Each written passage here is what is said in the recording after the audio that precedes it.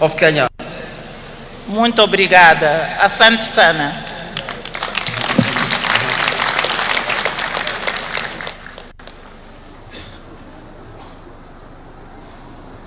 Asante sana Mheshimiwa Prime Minister. Wapi makofi ya mama Prime Minister wa kutoka Mozambique jameni. Asanteni sana. Today we gather as a nation, as one people, here at Ithookwe Stadium in Kitui to celebrate Mashujaa Day, our National Heroes Day. Mashujaa Day is an occasion for remembrance, for celebration, and for reflection, and also a day for renewal.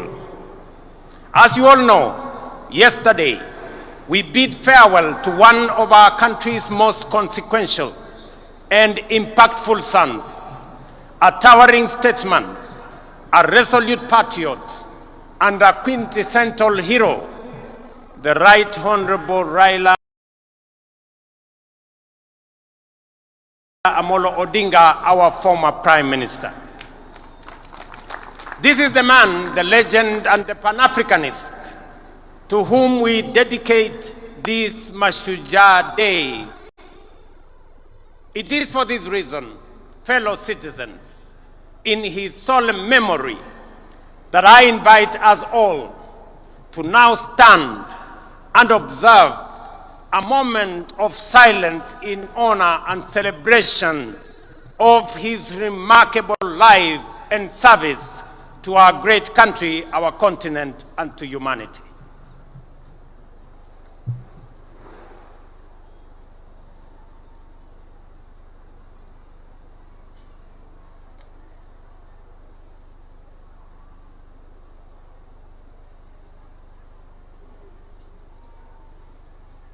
Thank you very much. Thank you very much.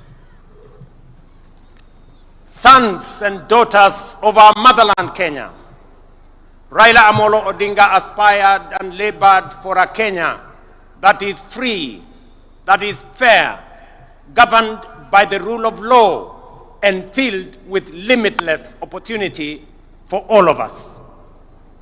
Baba envisioned and fought for a nation where, in the immortal words of our national anthem, justice is everyone's shield and defender, where we all dwell in unity, peace, and liberty, and a Kenya that has plenty within its borders. It goes without saying that it is precisely because of great and irrepressible giants like Raila that we find within ourselves the courage and inspiration to go further, to dream bigger, and to pursue higher ideals. For greatness and nobility are never achieved by settling for the ordinary or the comfortable. They are seized by those who dare to push the frontiers of possibility, by those who refuse to be confined by what is, but instead reach boldly for what could be. It is in that restless, relentless pursuit of higher ideal, in that unyielding spirit of aspiration, that humanity advances and nations rise. For it is only by stretching beyond our limit that we discover our true strength and fulfill our full destiny. Fellow citizens, as we emerge from a week of profound sorrow and reflection, and as the nation continues to observe the 7 days of mourning on the passing of our former Prime Minister, it is both fitting and worthy that we anchor this year's Mashujaa celebration in the extraordinary and consequential life of our departed legend, the Right Honorable Raila Odinga. In honoring his memory, we also draw from his journey of enduring lessons of courage, service, and unyielding love for country. The first lesson that Baba taught us is to put country above self. Time and again, he reminded us that no disagreement is greater than our unity, no ambition more important than our peace, and no personal interest higher than the welfare of our nation. He famously declared that he would shake the hands of his rivals, whether he won or lost, because he loved Kenya more than he loved Raila Amolo Odinga. That was the measure of the greatness of a man. Early this year, when I invited him to address our cabinet retreat, Baba reiterated the need to ensure, above all else, that Kenya remains a stable and a secure nation. He reminded us that we may hold lofty visions and great ambition, that we may dream big, daring dreams, but without a country and a stable political environment, they would remain mere wishes. Perhaps, more significantly, he told us that an imperfect nation striving for perfection is far better than one that is consumed by chaos and anarchy.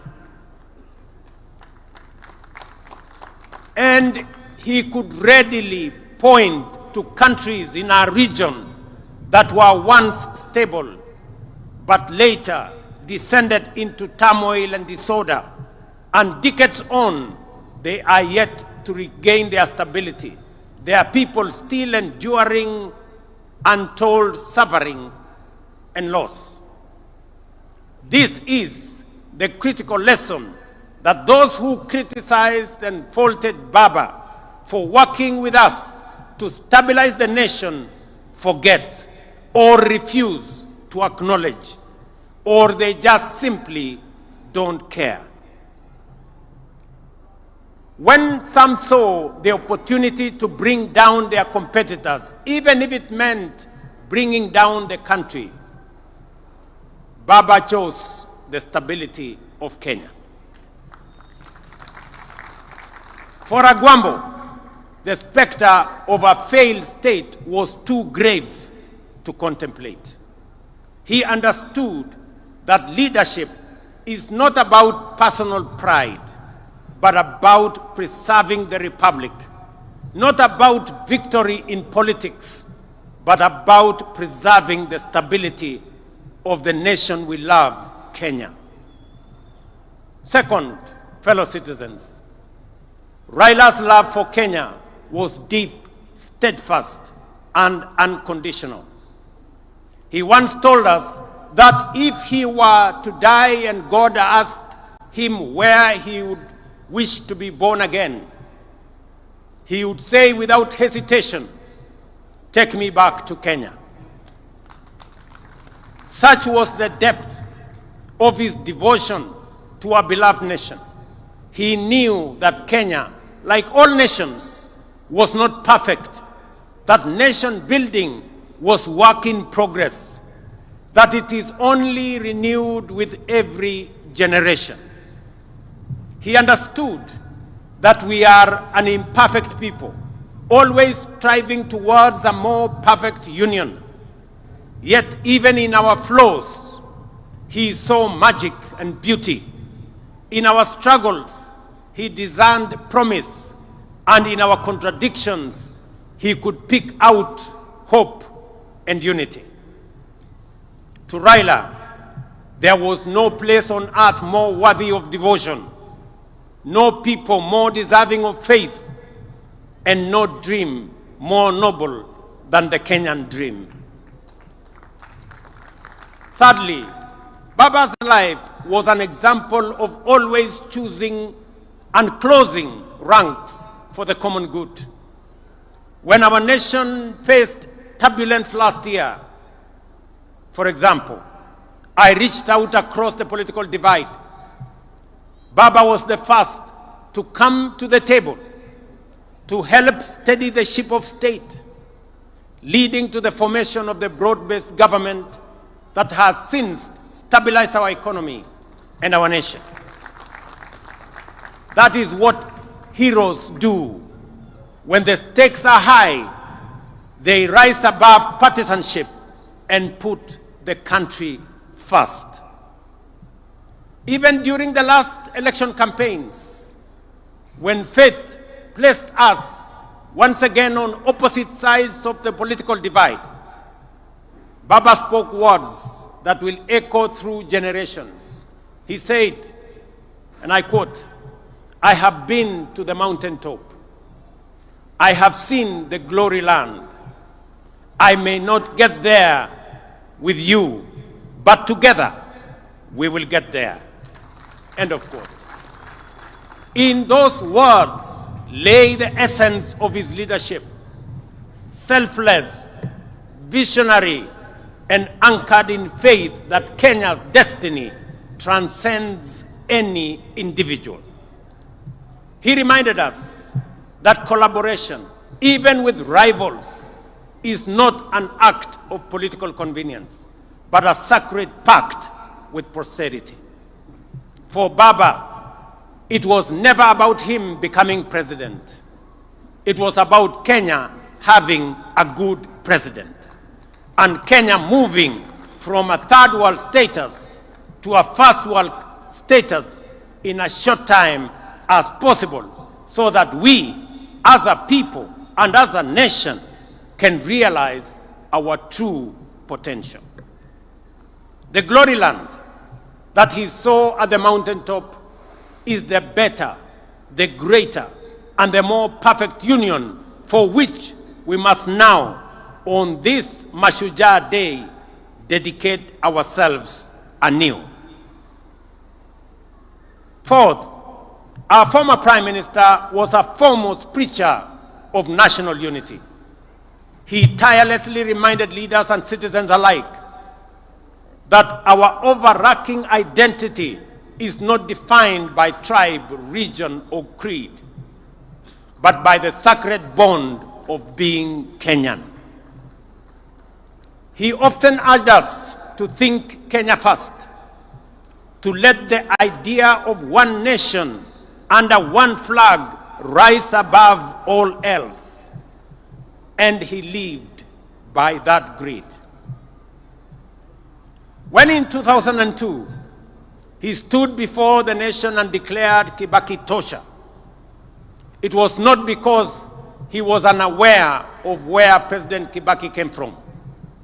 It was because he saw, beyond geography and ethnicity, he saw Kenya as one united nation under God. Fellow countrymen and women, it would therefore be a desecration of his legacy if we were to allow ourselves to be divided by sectarian interests, by the peddlers of hate, or by the see nothing good about Kenya battalion. The fifth lesson from Baba's life is one of unshakable faith in the future. He was a die-in-the-wool eternal optimist. Through every trial, setback, and triumph, the Right Honorable Raila believed that Kenya's best days were still ahead. He endured prison, persecution, and political defeat, yet never surrendered to bitterness or gave in to hopelessness. His optimism wasn't anchored on naivety. It was courage in motion. His life was a constant reminder that no setback is final, no dream too distant, and no obstacle insurmountable for a people determined and united by purpose. At this juncture, fellow patriots, allow me to share reflections on the future of our great country, drawn from my intimate and wide-ranging conversations with the Right Honorable Raila Amolo Odinga in the final months of his remarkable journey, as well as with leaders from across the political divide. In our engagements, Baba often spoke with immense passion and at times frustration about the pace of our national progress. He would often wonder why nations like South Korea, Singapore, or Malaysia, which were once at par with Kenya just a few decades ago, had leapt forward to first world status while we still grapple with the basics. In those moments of honesty and deep introspection, we came to a shared conclusion that the true driver of national development is leadership. And I repeat, is leadership. Not leadership focused on the next election, but leadership that aspires to impact the next generation. Leadership that dares to dream beyond its time and even its capacity. Leadership that is bold, visionary, and relentless in pursuit of the common good of our nation. And we agreed that if Kenya is to attain first world status within our lifetime, as it must, we should set for ourselves daring, audacious goals and pursue them with unwavering focus. It is in this very conviction, ladies and gentlemen, that has guided my engagements with leaders and stakeholders from across the political divide. I have consulted with my former boss, the fourth President of Kenya, His Excellency Uhuru Kenyatta. I have held discussions with majority of members of parliament, and they are here. I have consulted with many governors and grassroots leaders from every corner of the nation. And I will continue to engage because Kenya's progress must never be a partisan pursuit. It is a national inclusive mission. Through these deliberations, I have arrived at a clear conclusion that although we have made commendable progress in stabilizing the nation over the last 3 years, the time has come to take the country to the next level. And to do so, we must act decisively on at least 3 national priorities. Our first priority is food security. We cannot speak of prosperity while spending over 500 billion shillings every year importing food into Kenya, including maize, importing wheat, rice, sugar, edible oil, among many. This is not just an economic burden to us. It is a threat to our sovereignty. A nation that cannot feed itself, ladies and gentlemen, is not a nation that can claim to be free or sovereign. The only viable path available for us towards this goal now, fellow citizens, is through the expansion of irrigation and the modernization of our agriculture. Rain-fed farming can no longer sustain our growing population or our aspirations. That is why we have now set an ambitious target to build at least 50 mega dams across Kenya and to bring at least 2 million acres under irrigation. Let me emphasize that this is not a far-fetched dream. It is a necessity that must be realized within the next decade. We must become not only a food-secure nation, but also a major exporter of farm produce in the coming years. We have many markets that we have negotiated. We have the American markets under ACOA. We have the Chinese market that is now open for us. We have the European market that we have negotiated under the Economic Partnership Agreement. We have the Africa Continental Free Trade Area market of 1.4 billion that we can export to. Our second priority is enhance value addition, agro-processing, and manufacturing through industrialization.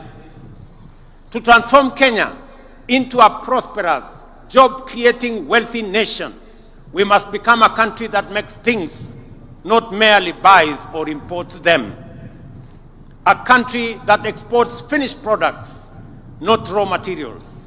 A country where industries absorb labor, spur innovation, and expand wealth across every region. We are already laying the foundation for this transformation.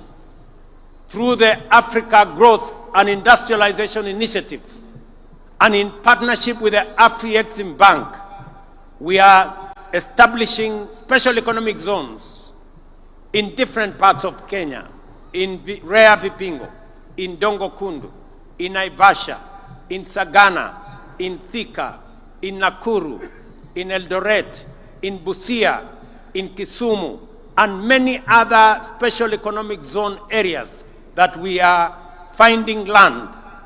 These zones will host textile, agro-processing, assembly, and light manufacturing industries, creating tens of thousands of jobs.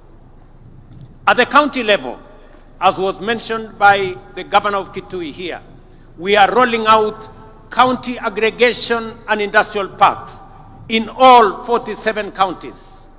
These parks will link farmers to processors, entrepreneurs to markets, and small entrepreneurs to national and regional value chains. We are unwavering in our vision that everything Kenya produces must be processed in Kenya. Tea must leave Kenya not as raw leaves, but as packaged excellent tea. Coffee, not as cherries, but as a premium blend for international markets. Cotton, not as lint, but as fabric and fashion. Hides, not as raw skin, but as leather shoes and bags branded, made in Kenya. But we cannot industrialize, ladies and gentlemen, without reliable, affordable, and sustainable energy. That is why we have set our sights on expanding Kenya's energy generation capacity from the current 2,300 megawatts to at least 10,000 megawatts within the next decade. As a former Minister for Energy, Raila Odinga was a strong advocate for the rapid expansion of our energy capacity through multiple sources, including hydro, geothermal, solar, wind, and also energy. Just for the record, already a lot of research is going on the development of the first nuclear energy plant in Kenya, in Siaya County. With abundant energy, we shall power factories, light every home, and drive Kenya to become the industrial hub of East Africa and the continent. Our third critical area of focus is infrastructure development.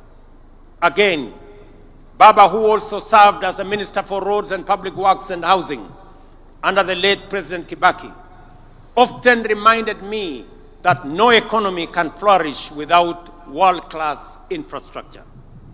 It is in this context that we have committed to dual at least 1,000 kilometers of major highways, including the Rironi, Nakuru, Mau Summit, Eldoret, Malaba Road, Makutano, Embu, Meru Road, Kitengela, Namanga Road, Mombasa, Nairobi Highway, and Maroa, Nanyuki, Isiolo roads, among others, and construct an additional 10,000 kilometers of new tarmac roads linking counties, linking farmers, traders, and manufacturers to markets across the nation and complete the standard gauge railway from Naivasha to Kisumu and onward to Malaba, seamlessly connecting Kenya to Uganda, Rwanda, Burundi, and DRC, the very heart of the Africa Continental Free Trade Area dream. Fellow citizens, to some, these projects may seem too ambitious, perhaps even out of reach. But this is precisely where bold, visionary, and heroic leadership comes into play, the kind that Raila Odinga embodied. It is the reason that on this Mashujaa Day, in recognition of his extraordinary contribution and enduring legacy, the government and the people of Kenya inscribe Raila Odinga's name among the foremost of our heroes under the public seal of the Republic of Kenya. On behalf of a grateful nation and through the authority vested in me as president, I have today posthumously conferred upon the Right Honorable Raila Odinga the highest honor of the Republic, the Chief of the Order of the Golden Heart of Kenya.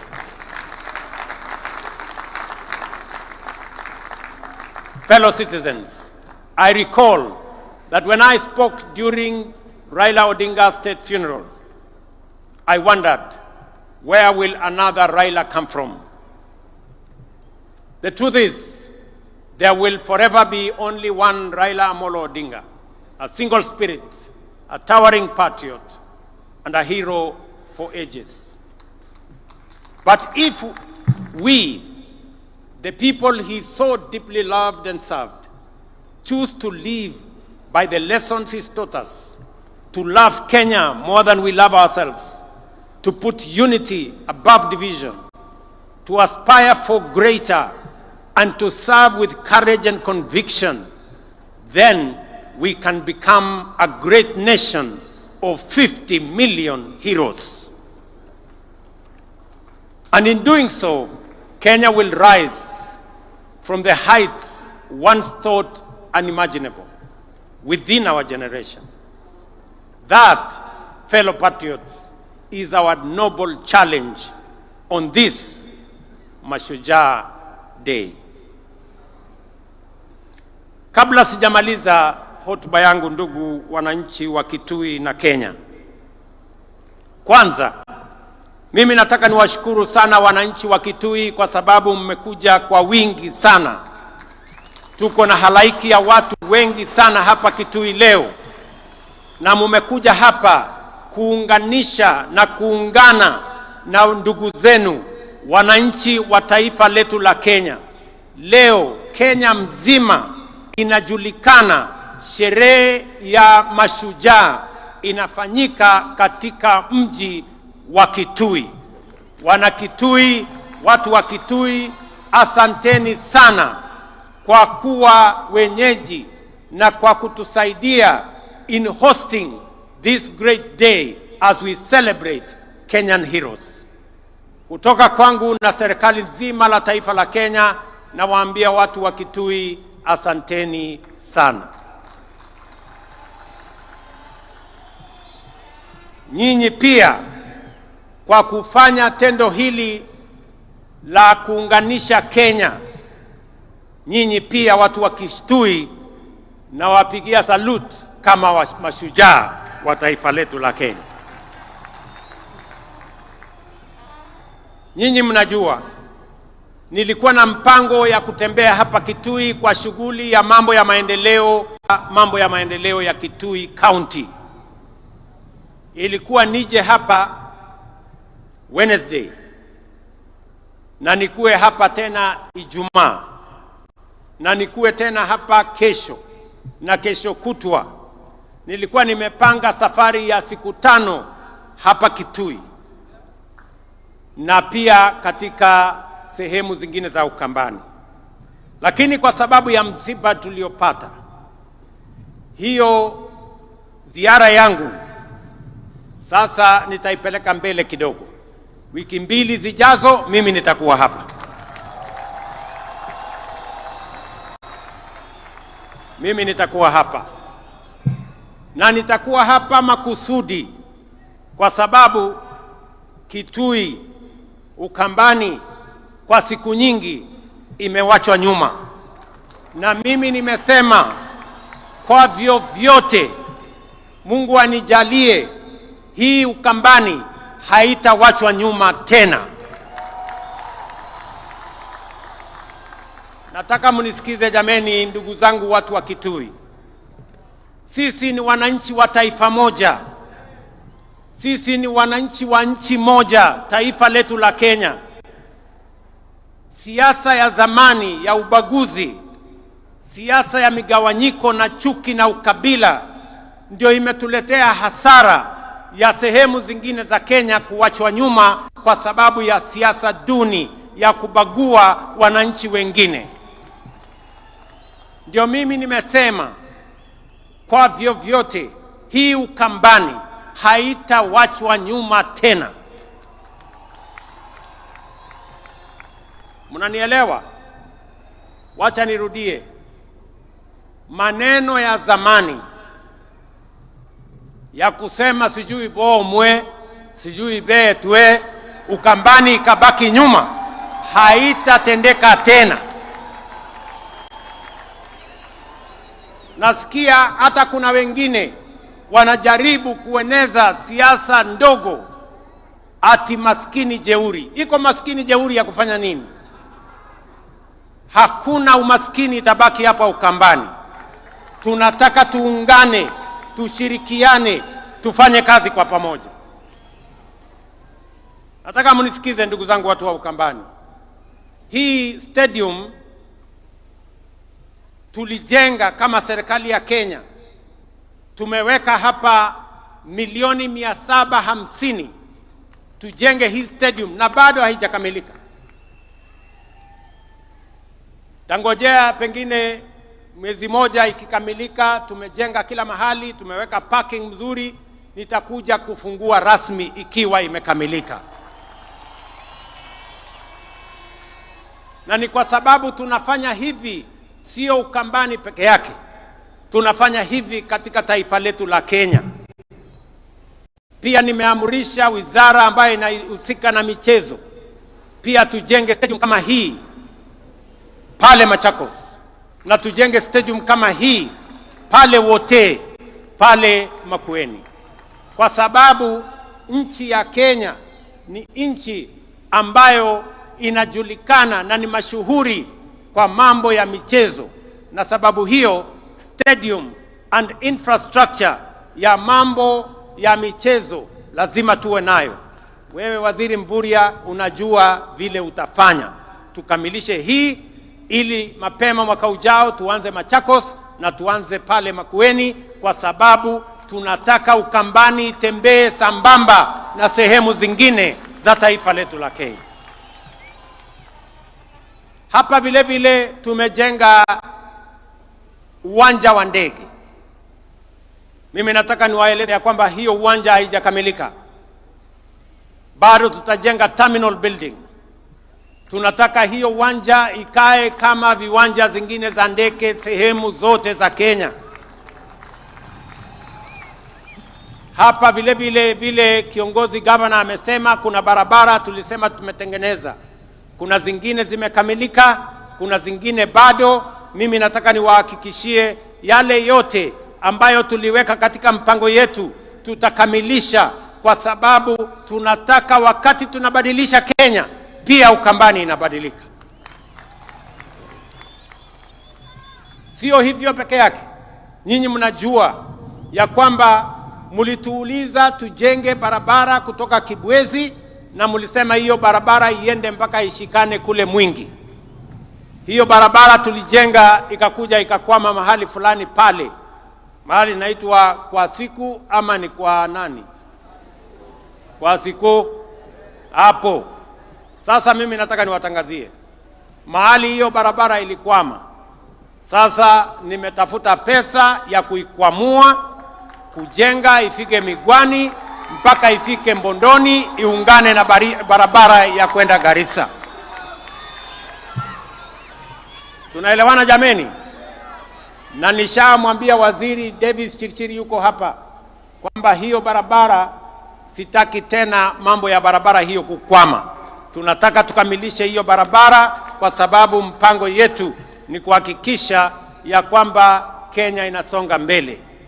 Nyinyi mnajua hizo barabara na miradi mingine nyingi zilikwama kwa muda mrefu kwa sababu tulikuwa na matatizo na uchumi wa taifa letu la Kenya. Na niliwauliza kwa unyenyekevu, mnipatie nafasi kidogo ninyoroshe mambo ya uchumi. Sasa mimi nataka niwatangazie uchumi wa Kenya sasa iko steady. Na sasa tuko na mpango kamili ya vile tutasukuma mambo ya maendeleo ya taifa letu mbele. Vile vile viongozi wetu hapa walituuliza ya kwamba kuna barabara ingine ya kutoka Chuluni kwenda Zombe mpaka Mwitika. Hiyo barabara vile vile sasa tuko na contractor na tutawajengea hiyo barabara kwa sababu tunataka tuhakikishe watu wa Kitui East, na mimi najua mbunge wenu Bwana Nimrod Mbai yuko hapa, ni mtu msumbufu sana, ananiuliza hii barabara kila mwaka. Vile vile nimeongea na mama anaitwa Rachel Nyamai ya kwamba barabara ya kutoka Ikudha kwenda Mudha mpaka Mutomo, hiyo barabara pia tuijenge, na tayari tumepata contractor wa kujenga hiyo barabara. Vile vile mnajua kuna barabara ilikwama kule Mwingi, ile barabara ya kutoka Kamuongo kwenda Kandwiwa. Hiyo barabara vile vile sasa tuko na pesa ya kukamilisha section ambayo ilikuwa imekwama pale. Vile vile nyinyi mnajua tumepoteza watu wengi, vile governor alivyosema pale Enziu Bridge. Hiyo daraja imekuwa daraja ya maafa. Mimi nataka niwaeleze sasa watu wa Ukambani, waziri yuko hapa, nimempatia maagizo na nimesema kabla ya Februari mvua ianze mwaka ujao, hiyo daraja iwe imekamilika, ndio tusiwe tena na maafa katika hiyo barabara. Tumeelewana watu wa Ukambani na Kitui? Vile vile nataka mnisikize kwa makini. Hapa Kitui pia tuko na mpango mkubwa ya kusambaza stima. Nilikuwa nije hapa hiyo siku kwa sababu ya harakati hiyo ya kusukuma stima. Mimi naelewa kupitia kwa viongozi wenu ya kwamba bado tuko na wananchi wengi hawajafikiwa na huduma ya stima. Ni kweli ama si kweli? Sababu hiyo serikali ya Kenya imetoa pesa shilingi bilioni 2.2 kuunganisha manyumba ya wananchi hapa Kitui 16,500 mpya between now and February next year. Hizo manyumba 16,000 tutakuwa tumeziunganisha stima, na baadaye tutakubaliana, baada ya hiyo awamu tutapanga tena vile tutahakikisha kwamba stima inafika kwa manyumba zenu na tunaondoa giza, ndio shetani ashindwe. Mimi vile vile nataka niwaeleze ya kwamba hapa Kitui kupitia program yetu ya affordable housing markets pamoja na hostels tumewapatia budget ya shilingi bilioni 15 ya Kitui. Tayari tuko na projects ya shilingi bilioni 7. Tuko na soko, mmesikia governor akisema soko kubwa ya Kitui Town. Hiyo soko kubwa ya Kitui Town sasa tutaichukua kutoka county, tutaimaliza na tutakamilisha. Vile vile soko ya Mwingi Town, pia pale Mwingi Town tunataka kujenga soko kubwa kwa sababu mji wa Mwingi ni mji mkubwa. Vile vile kuna soko ya mahali inaitwa Kalundu. Hii mnajua mahali Kalundu iko. Na soko pale Kabati pia tunataka kujenga soko kubwa, na vile vile Mutomo tujenge soko kubwa. Alafu tuko na soko zingine 10 katika sehemu mbalimbali. Soko yote tunajenga hapa Kitui ni soko 14 mpya ambayo itasaidia wakulima wetu waweze kupata mahali ya kupeleka mazao yao isiharibike. Tuwe na storage, tuwe na cold room, tuwe na mahali ya kuuza, mahali kuna heshima, mahali kuna maji, mahali kuna stima, na mahali wale wote wanaofanya hiyo biashara wanaweza kuendesha biashara hiyo bila ya matatizo yeyote. Vile vile sasa tumepatiana kandarasi ya hostels ya vijana katika TVET zetu, universities hapa Kitui. Wanafunzi 5,600 watafaidika kutoka hostels ambazo tumetangaza kandarasi na tutajenga in the next 1 year ziwe zimekuwa complete. Mimi naelewa vile vile kwamba hapa Kitui tuko na shida ya mambo ya maji. Kweli si kweli? Mnajua tuko na damu kubwa hapa Ithookwe, na hiyo damu imejengwa muda mrefu. Mimi sasa nataka niwatangazia kwamba tumepata pesa bilioni 9 ya kukamilisha hiyo damu ya Ithookwe. By April, May next year, that dam will be complete, na itasaidia watu wa Kitui, watu wa Makueni na watu wa Machakos. Tutaweza kupata maji ya manyumbani na maji ya irrigation. Na ili kuondoa chafu, nyinyi mnajua hiyo mto ambaye inatoka Nairobi ndio inaleta maji mpaka hapa Kitui. Pia kule Nairobi ndio tusiwaletee maji machafu. Kule Nairobi tuko na mpango kubwa ya kusafisha Nairobi River ambayo inaendelea saa hizi. Tuko na vijana karibu 40,000 wanashughulika na kusafisha Nairobi River ili maji itakayotoka kule iingie hapa Kitui, iende Ithookwe, isiwe ni maji machafu. Tuhakikisha kwamba mnapata maji masafi ndio tuweze kutumia manyumbani na vile vile tuweze kutumia kwa mambo ya kilimo. Vile vile umesikia kiongozi wamesema ya kwamba pia Dam. Hii Dam ilianzishwa miaka 15 iliyopita. Sasa hii ni aibu kidogo. Hii dam jameni, mimi nataka tumalize hii dam by next year, hata kama haijafika mwezi wa 4 tumalize hiyo dam. Hii dam haiwezi kuwa inajengwa watoto watazeeka tukijenga hiyo dam. Kwa hivyo mimi nimemwambia waziri, na waziri yuko hapa, Bwana Muridhi, mambo ya hiyo dam, whatever it takes, we must get the resources and complete that dam, kwa sababu watu wa Kitui wanahitaji maji kutoka dam hiyo ya hapo Na vile vile niwaeleze ya kwamba tayari tuko na mpango ya dam ya High Grand Falls ambayo iko kati ya kaunti yenu ya Kitui na kaunti ya Tharaka Nithi katika sehemu ile ingine. Katika zile dams 50 ambazo nimesema tutazijenga, mega dams just like Ithookwe, one of them is going to be the High Grand Falls Dam that we are now planning on how we are going to complete that dam. Nataka kusema mambo mawili ya mwisho. Nyinyi mnajua tumesema ya kwamba tunataka mambo ya afya isiwe ni starehe ya watu matajiri ama watu walio na kazi ama wale wako na uwezo. Tunataka afya iwe ni haki ya kila Mkenya.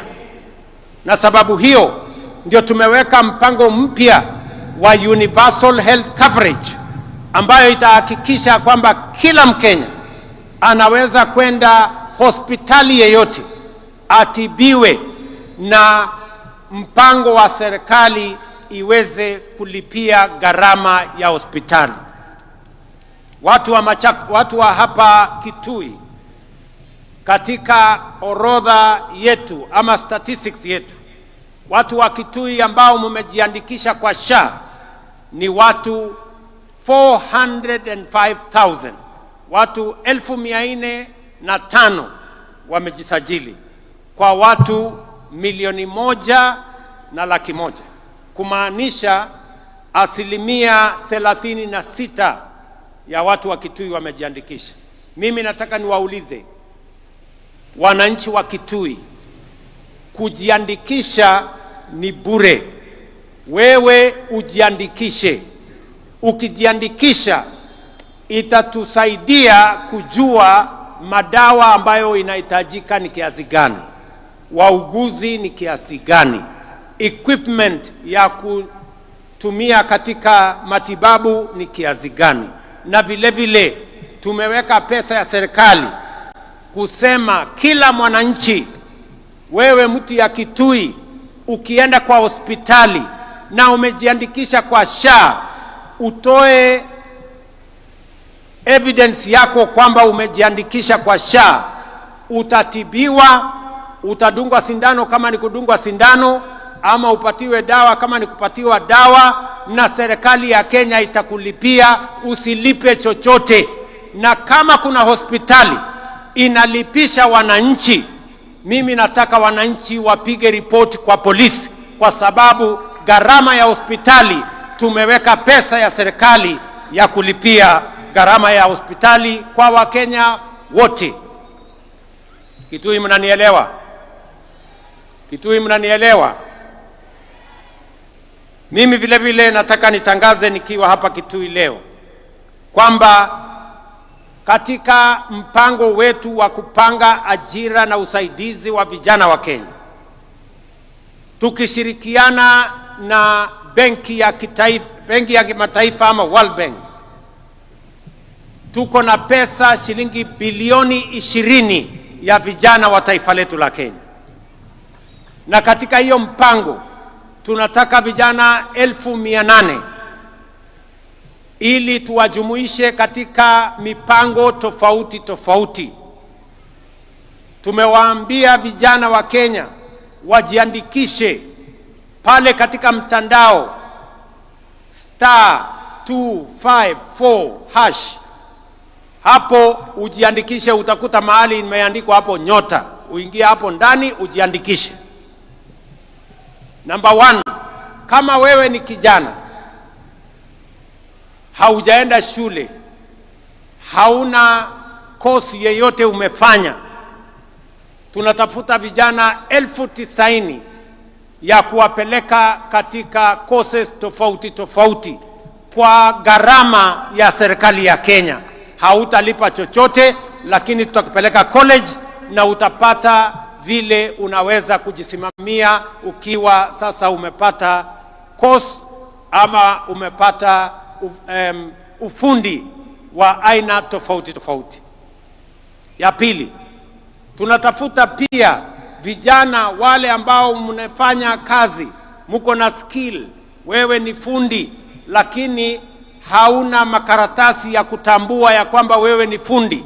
Pia tuko na mpango ambayo inaitwa recognition of prior learning, ili wewe ambaye uko na ujuzi, uko na ufundi tayari, uko na skill tayari, tukusaidie, tukufanyie recognition of prior learning ili ukuwe na certificate. Wakati unaenda mahali unaenda kutafuta kazi, sasa utakuwa na stakabadhi ya kujua ya kwamba wewe ni fundi wa aina hii ama aina nyingine. Ya tatu, pia tunatafuta vijana wenye biashara ndogo ndogo. Kama wewe ni kijana wa miaka 19 ama kati ya miaka 19 na 29, tunatafuta vijana 1,100 tutakao wapatia kila mmoja wao 50,000 kuendesha biashara zao. Vijana mko, munisikize vizuri. Ijumaa, Friday 24th, hii inakuja, leo ni Monday, unahesabu Tuesday, Wednesday, Thursday, Friday. Katika kila constituency tunafanya verification ya vijana ambao wako na biashara ili tuwasaidie na pesa muweze kuinua biashara zenu ili mchangie katika kuzalisha uchumi wa Kenya. Ndio sote tuungane tufukuze umaskini katika taifa letu la Kenya. So on Friday there will be verification in every constituency in Kenya. The 290 constituencies, there will be verification of the young people who will then benefit from resources that will help them grow their businesses. And I am asking that in this verification, we are looking for 100,000 young people so that we can give each one of them 50,000 shillings for them to enhance their businesses wherever they will be. And I want to ask all leaders, viongozi wetu, magavana, wabunge, MCAs, tusaidiane ili vijana ambao wanafaa kupatiwa hizi pesa tuwatambulishe, ndio tuinue hali ya uchumi ya vijana wetu wakati tunazidi na kupanga vile vijana wetu wote watajumuika aidha kwa biashara ama kwa kazi, ndio tuweze kusukuma taifa letu la Kenya mbele. Mwisho, na mimi nataka niseme tutaanza disbursement ya hiyo pesa tarehe 4 mwezi ujao. In another 2 weeks we will now start the disbursement of the money to the youth that will have been identified beginning 4th of next month, 4th of November, in the coming 2 weeks, so that we can run that program and see how many young people can benefit from that program. Hapa Ukambani, mimi najua kilimo yenu kubwa ni mambo ya pulses, cowpeas, na ile peas zingine zote pamoja na ndengu, na vile vile matunda, oranges, pamoja na mangoes. Na nishaongea na viongozi wa sehemu hii, Governor wenu Malombe nishaongea na yeye, anajua we spoke sometime last year on a comprehensive plan of making sure that those agricultural products that can be manufactured from this region are elevated and become part of our bottom-up economic transformation plan to make sure that every part of Kenya, kama tunasaidia wengine kwa mambo ya kahawa na chai na sukari na mahindi na ngano, hapa Ukambani vile vile tunaweza kuwainua kwa yale mimea ambayo yanazalishwa katika sehemu hii. Ndugu watu wa Kitui, mimi nataka nimalizie kwa kuwauliza jameni. Na wauliza ninyi watu wa Kitui, nikiwauliza ndugu zetu wote wa taifa letu la Kenya.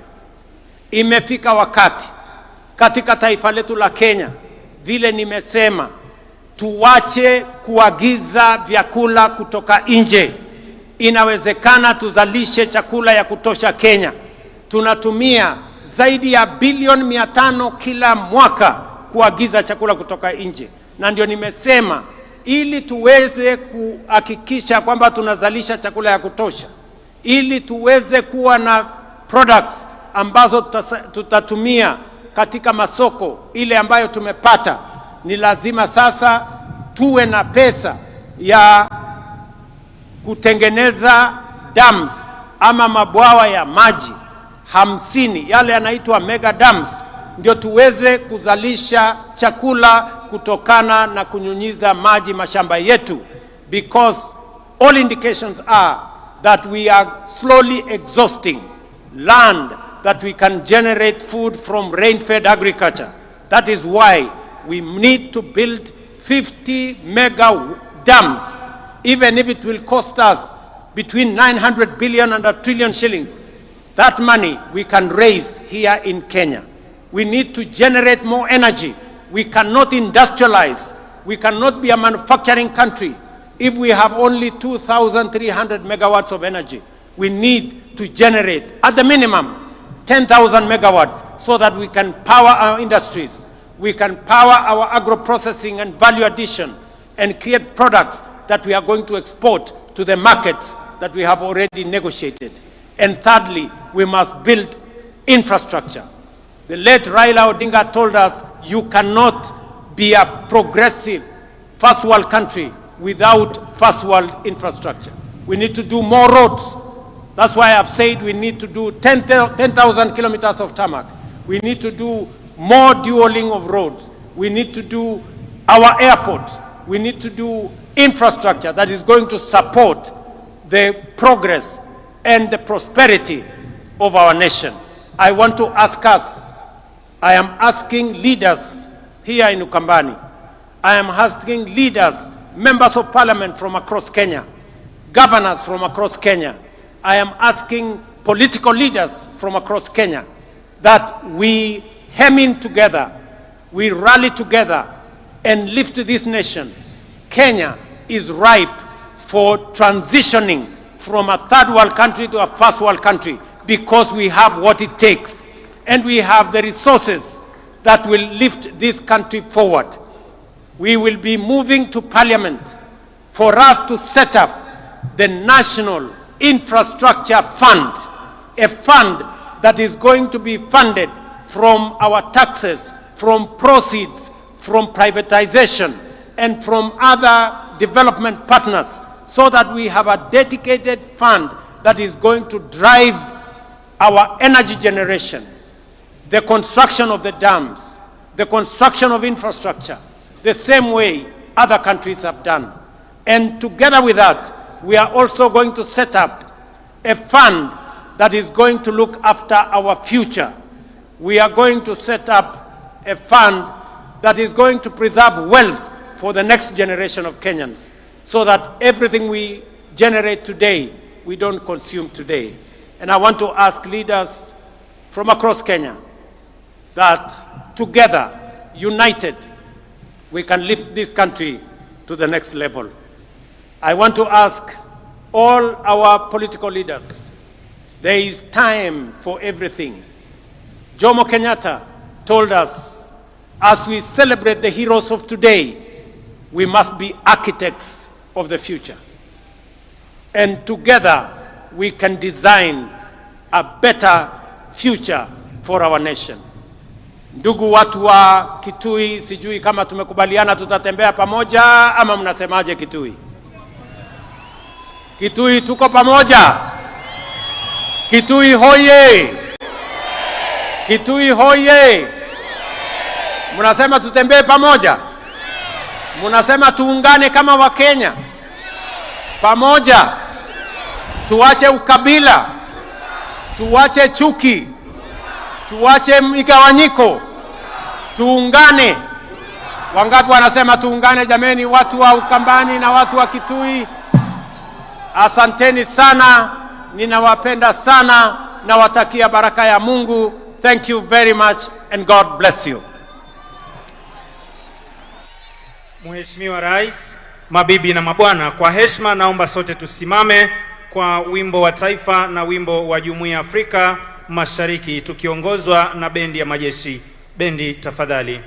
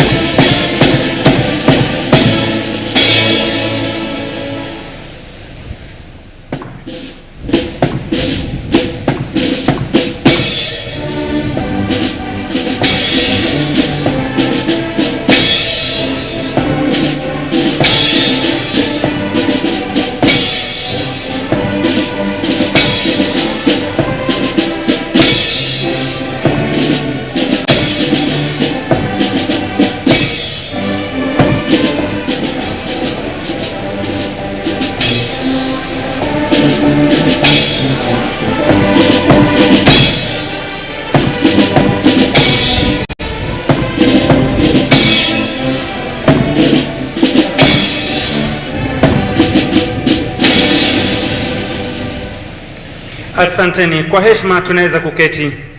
Tuketi tafadhali wananchi.